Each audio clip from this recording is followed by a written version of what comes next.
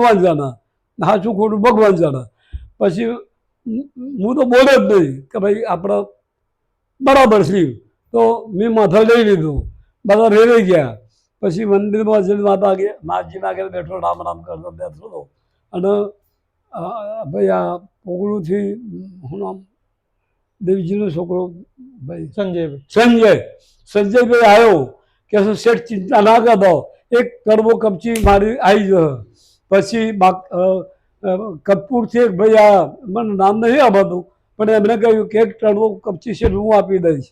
એ પછી એક ભાઈ પ્રોફિટનો આવ્યો, એ મને નામ નહોતું આવતું, પણ કે કાકા ચિંતા ના કરતા, 11 ટ્રેક્ટર હતી હું તમને આપી દઈશ. પછી ધર્મેન્દ્ર આવ્યો અમીનપુરાવાળો કે દાદા અમારા બેના બળ હોમાવાળી હતી, અમારા બે એકબીજાને ભેદ નહોતો, રાગ નહોતો, એકબીજાની હું તો ના કાપતો પણ એ મારી ઉડાઈ કરતો.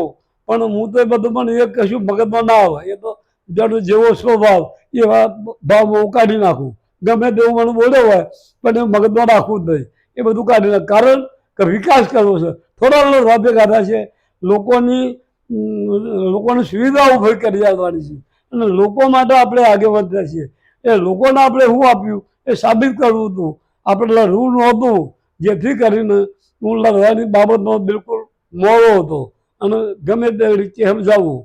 પછી આ લોકોએ આ નક્કી થઈ ગયું. પછી અમૃતબેન કરાયા. મને કે આપણી પાસે કેશાભાઈ અવચરભાઈના 11 લાખ રૂપિયા ગોપાલભાઈનું પુતળું મુકાવવા આપેલા છે, અને એ પૈસા આપણી પાસે પડ્યા છે. તે આપણા એ પૈસા અમારો વાપરીને એટલે 100% પૂરું થઈ જશે. એ વખત પહેલાં મને એવું કહ્યું કે શેઠ આ 7 લાખ રૂપિયા મારી જોડે છે, તમે રાખો. મેં કીધું ના, એ તમારી જોડે રાખો, જેમ જેમ મિલાવ એ તમારા આપવાના. હું પૈસાની કહેવાય ક્યારે હાથ અડાડતો નથી.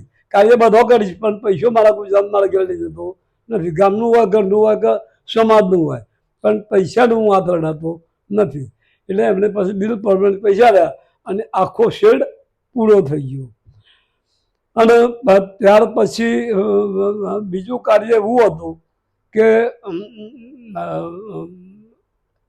બીજા કાર્યમાં આ જમીનના વિકાસમાં 2 ભાગ પડેલા હતા. તે 2 ભાગ અમે જોઈને પાડ્યા હતા, એટલા માટે કે લોકો અવળો 2 ભાગ કરતા હતા ઉજળીવાળા. એટલે મેં 2 ભાગ પાડ્યા હતા. એ રાહલોલ ગામમાં મોદ નાખેલી, અને એ વખત 2 ભાગ પાડીને આપણે આ જમીનનું ઊભું કર્યું અને આપણા હવે જમીન રાખ્યું એવું. પછી એને ત્યાં ઊભું કર્યું અને સમાધાન કર્યું. પછી અત્યારે સમાધાન હજી ચાલે છે. અને છેલ્લું આપણું સમાધાન એ માટે હતું કે સાહેબ 2 વાર આપણે હોય સમૂહ લગ્ન કરીએ, અને 1 વાર એ કર્યું. એ વખત જે વખત ગોપાલ કાકા વખત શાંતભાઈ ભાઈ છોટાલાલ હતા, અને છોટા માધા ને ખોડો પુહળીઓ ને એ બધા એ આગેવાનો હતા. વૈષ્ણવ દેહાઈ ને એ બધા આપણા આગેવાનો હતા. ગોપાલ કાકોડ, ભોળો કાકોડ, ખોડો આવા દેહાઈઓ ને ભાઈ આપણે ગીધા કોદળ ને વદારચી ને એવા બધા પલ્લાચાથી હું હતો ને જીવો માસ્તર હતા એ વખત મારી જોડે આવતા. એ રીતે પછી જો એને એવું નક્કી કર્યું હાઈસ્કૂલ બનાવવાનું તરત નક્કી કર્યું હતું. પછી મંગલાવાળા તો રાજ કરતા હતા, અને છોટાલાલ માધવદાસ મંગલાવાળાનો ડાબો હાથ હતા. હવે ગોપાલ કાકાને પટકાર ફેંકવા છોટાલાલને ચઢાયા મંગલાવાળે કે ભાઈ આમ તેમને તમે તો આવું કહેતા હતા, એને જે કરારો થયા હોય એ ના થયા. એટલે છોટાલાલે એક વ્યૂહ એવું ઊભું કર્યું. હું ગોપાલ કાકો પ્રમુખ હતા એ વખત, એને હાથ બનતી ના. પછી છોટાલાલે એવો વ્યૂહ ઊભો કર્યો કે ભાઈ ગોપાલ કાકાની સહી લીધા વગર પૈસા ઉપાડવા માંડ્યા. કારણ એ વખત બંગલાવાળા ચેરમેન હતા, પ્રમુખ હતા, એટલે પૈસા આપી દેતા, કોઈ લોકો થતું નહીં. એટલે પછી ગોપાલ કાકાને ખબર પડી કે આ તો સાલા પૈસા તો મને પૂછ્યા સિવાય ઉઠાવી લઈશું. એ વખતે પછી ગોપાલ કાકાના મગજમાં બેઠું કે આ તો આ લોકો તો ચાલાકી કરવા માંડી. એ વખત જીવાભાઈ સુખાભાઈ અને મને બેને પોગળું બોલાયા. પોગળું મને કહ્યું કે તમારા ત્યાં હાલનું બોધકામ ચાલે છે, જો એ બોધકામ પર નોટિસ લગાવવા તમારે જવાનું છે. તે હું અને જીવાભાઈ સુખાભાઈ એટલે સુખરામ દે તો બોધકામ ચાલતું હતું, તો બંધ કરવાની નોટિસ અમે ગોપાલ કાકા લખ્યા ગયેલી, એટલે જઈ અને નોટિસ લગાવી દીધી. એટલાથી કામ બંધ થઈ ગયું. અને પછી એ ઝઘડાનું સમાધાન, આ તો શોર્ટમાં બોલું છું, એ ઝઘડાનું સમાધાન કર્યું. એ સમાધાનમાં આપણા એવું લાયા કે 19,000 રૂપિયા, એ વખત હું ઘરેના 1,19,000 રૂપિયા આપણા ભાગના એને આપી દીધા અને હરિયાણા આપી દીધી, અને પૈસા 1,19,000 આપણે લીધા અને એ સમાધાન આપણે કરી દીધું. સરસ દાદા. હવે જે આપણે પેલે સમાજમાં પૂનમે જે આપણે પ્રસાદનું આયોજન કર્યું એ વિશે થોડી ચર્ચા. હવે પૂનમનું જે આયોજન કર્યું, મેં એ વખત મને મારા વડીલો બધા એક ધારો, મને ખૂબ આનંદ એવો થતો હળખભેર કે બધા મારી વાતને સ્વીકારતા, અને જોને હું સરસ હોય એવી જ લાગણી બધાના મગજમાં હતી. કારણ કે કામ કરવામાં હું હોશિયાર હતો, દોટ કાઢવામાં હોશિયાર હતો. ગમે તેવું કાર્ય હોય, પૈસાનું હોય કે હિંમતવાળું કાર્ય હોય કે ગમે તે કાર્ય હોય, એ કાર્ય કરવાની મને ખૂબ ખૂબ ધગજ હતી. એ વખત સાથે પહેલાં અમે એવું વિચાર એવો કર્યો, માતાજીનું સુખડી બનાવી અને જે લોકો દર્શન કરવા આવે એ ડિશમાં સુખડી લઈ અને માતાજીને ભોગ લગાવો. પણ એ વખત જે ડૉક્ટર આપણા બાલિશનાવાળા ભાઈ કમલપાલ શું નામ, પીસી પટેલ, શું નામ, પુષ્પવદન, એવા બધા 10-12 છોકરાઓ આવી ગયા, જળમોળ બળમો બધા. અને 10-12 છોકરે મને કહ્યું કે આવું કશું કરવાનું નથી, અને હું પછી પ્રવીણભાઈ ભોળાભાઈને સુખડી બધા ડિશમિશો બધું લાવી દીધું હતું. સુખડી બનાવવા માટે આ ભાઈને લઈ ગયો હતો, અને હું બધાને જોવાનું પડી એટલે એ લોકો આવી ગયા. અને આવી અને મને બધાએ જેમ તેમ બોલવા માંડ્યા, અને કે તમે એકલા બધું કરવાનું છે, અમારા શું કરવાનું પાછળ. મેં કીધું તમને કને ના પાડી, પછી હુખડી બુખડી નથી સર બનાવવાની. એ હુખડીનો પછી મારા મગજમાં ભાવ થયો કે આ ક્લેશમાં આપણે કંઈક કરવું એ બરાબર નથી. એટલે મેં એ વાતને સ્વીકારી લીધી. કારણ કે મારા સિવાય એ તો 15-17 જણા હતા, યુવાનો હતા બધા, અને હું તો યુવાન જ હતો, પણ મારા ક્લેશ કરવો નહોતો. એટલે એ વાતને મેં બંધ કરી દીધી. હજી સુધી એ વાતને સ્વીકારી નથી. પણ પછી મને એવો વિચાર આવ્યો કે આપણે બધું કર્યું, પણ સમાજમાં એક સદાવત બધા ખૂબ ધાર્મિક પ્રવૃત્તિની લાગણીમાં જોરદાર, અને રામ વિશેનો જે મારું અંતર હતું એ એટલું બધું ઊંચી કક્ષાનું હતું કે રામ જેવો એટલો ભાગ મારા મગજમાં કે રામ જેવો મહાપુરુષ, નિષ્કામ ભાવવાળો અને પુરુષ એવો હજી સુધી આ ધરતી ઉપર પાક્યો નથી. એટલે રામ એ આપણા પરિવારના હતા. એટલે મને રામમાં ખૂબ હોય હતા, કથા વાર્તા કરાવ સાથે આપણા શું કહે પોગલું ના ના આપણે રહ્યા અરે બદ્રીનાથ મહારાજ આવતા હોય કથા કરવા, 12 મહિને 2 વર્ષે એક વખત આવતા, કથા ભરતા. એટલે એ બધાને થોડું જ્ઞાન હતું, અને રામ વિશે બધું વધારે બોલતા હતા. તે રામનું મંદિર જ હતું. એમાંથી મને બધું રામ વિશે બધું ઘણું જાણવા મળેલું. પછી સાથે એવો વિચાર આવ્યો, બધું કામકાજ સારું થઈ ગયું, અને એ વિચાર એવો આવ્યો કે તમે આપણે સદાવત દર પુણ્યમ રાખ્યો હતો. બધા હું આડભંગ મારે જવું પડતું, પુણે બીજે જવું પડતું. એટલે મેં 10 વર્ષથી તો આગેવાનોને કહેલું, પણ વિરોધ પક્ષવાળા એવું કહેતા સદાવત કહે છે એની વસ્તુ છે, વાતમાં પડી છે, કેટલા રૂપિયા જોઈ, 14 લાખ રૂપિયા, એમ કહો થોડો સદાવત ખોલીને ખાતો હોય, 100 પૈસા તમારી જોડે, આવું બધું બોલી મને ધમકાવતા. એટલે મારી વાતને સમર્થન મળતું નહોતું. એટલે પછી મેં એક વખત હિંમત કરી કે ચલો હિંમત વગર, હિંમતે મળતા તો મદદ ખુદા. હિંમત કરીને મેં કીર્તિદાસ મહારાજ ચંદ્રાવાળાને વાત કરી અને એમને બોલાયા, અને એ દાડાથી સદાવત ચાલુ કરવાની મેં ભાવના નક્કી કરી. અને ત્યાં બધા આગેવાનો બોલાયા, બધા બીએસ બધા આવી ગયેલા હતા, તમામ આગેવાનો. ત્યાં હતા આપણે 250-300 માણસનું રસોડું બનાવ્યું હતું.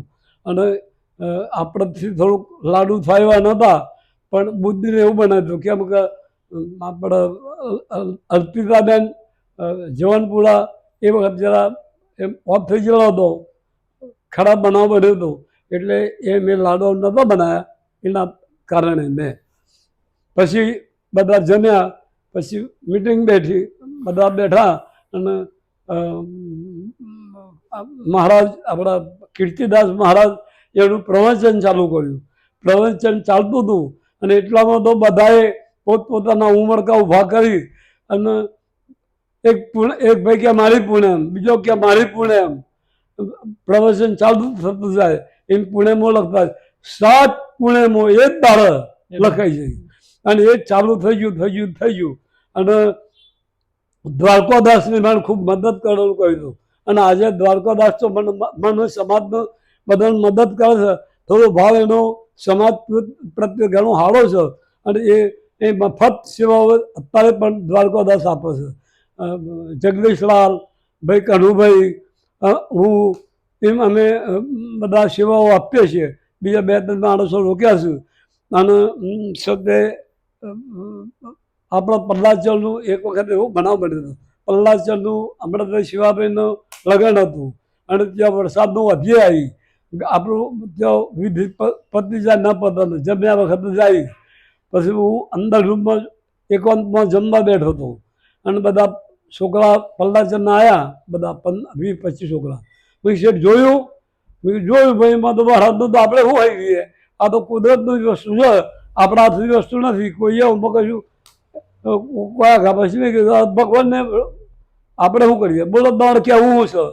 એટલે પછી કે આ શેઠ નાનો પડે છે, તો મેં કીધું તમે ચિંતા ના કરો, આવતી સાલ તમારો પત્રોનો શેઠ મોટો કરી આવ્યું. આપણે પત્રોનો શેઠ એ વખત મેં આ બધાને કહ્યું કે ભાઈ પત્રોનો શેઠ નાનું પડે છે, એટલે પત્રો આરસીસી એ મોટો પત્રોનો શેઠ અત્યારે 3-4 હજાર માણસ જમા, એટલે આપણે એ વ્યવસ્થા કરી. અને એ બધો કાર્ય અત્યારે ચાલુ જ છે. અને એ વખત જે વખત આ દાતારી બધાને કરી હતી, એના પછી ફોટા નામ અને આ બધાની જ્યારે થઈ ત્યારે મેં મારા સાથે ફોટો આપ્યો. મારા પાસે ફોટો લેવા આવ્યા આગેવાનો કે શેઠ તમારો ફોટો આપી દો. એટલે મેં ફોટો આપ્યો નહીં, મેં ફોટો આપ્યો મારા રામનો, જે મારું નામ નહીં લખતો, રામનો ફોટો લગાવ્યો. બધાને પોતાનું નામ હામો લગાવ્યું છે, મેં રામનું નામ લગાવ્યું છે. એ વખત બધાને આમ થોડુંક મગજમાં તો થયું કે કેવો ઊંચો ભાવ છે કે પોતાનું નામનો પણ એ રુચિ નથી, એટલો ભાવ છે. એ વખત એક સમૂહ લગ્ન મેં કોઈના વખત કોઈ નહોતું. એ વખત યુવાનોએ કહ્યું કે શેઠ હવે શું કરવું આપણે મિટિંગમાં. મેં કીધું જાઓ એક સમૂહ લગ્નનો ખર્ચો આપણે આપી દેવું. 2022માં સમૂહ લગ્નનો ખર્ચો, જમણવારનો ખર્ચો મેં આપેલો. એટલે એ વખત અને તમામ ક્ષેત્રે 100 તો સ્ટીલનો ટેબલ લઈ આવેલો, વાહન પણ તેઓ 6,000 રૂપિયાનું તો વાહન લાવીને તેઓ રસોડું બનાવવા માટેના આપે, 100,000નો વાહનને મંદિરમાં લઈ આપેલો. એવા ઘણું બધું જ્યારે જરૂર પડે ત્યારે શેઠ આ નથી એટલે હું વિના વિલંબે એ લોકોને મદદ કરી જતો.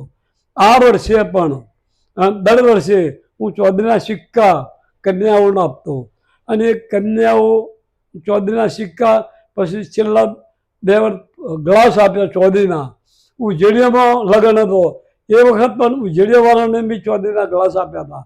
તેઓ પણ મને સ્ટેજ ઉપર 2 શબ્દો કહેવાના, એ લોકો હોય તો કહેતા હોય પણ બેન મોખરે દેહારી અને મારા પણ આ વિશે વાતો કરતા અને હું વાતો કરતો.